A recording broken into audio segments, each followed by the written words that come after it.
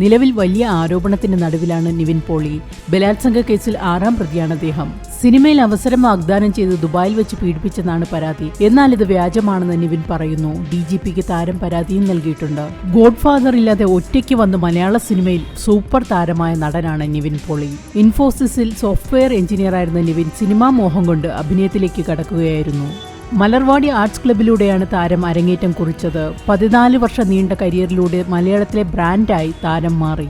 തട്ടത്തിൽ മറയത്ത്, ഒരു വടക്കൻ സെൽഫി, പ്രേമം, നേരം, ഓം ശാന്തി ഓശാന തുടങ്ങിയ ചിത്രങ്ങളിലൂടെ താരം പ്രിയങ്കരനായി. ഇതര ഭാഷകളിലും ഈ സിനിമകൾ ശ്രദ്ധിക്കപ്പെട്ടു.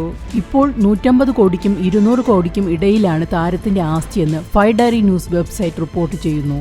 ഒരു ചിത്രത്തിനായി 4 മുതൽ 6 കോടി വരെയാണ് നിവിൻ പ്രതിഫലമായി വാങ്ങുന്നത്. കൂടാതെ സ്വന്തമായി നിർമ്മാണ കമ്പനിയുമുണ്ട്.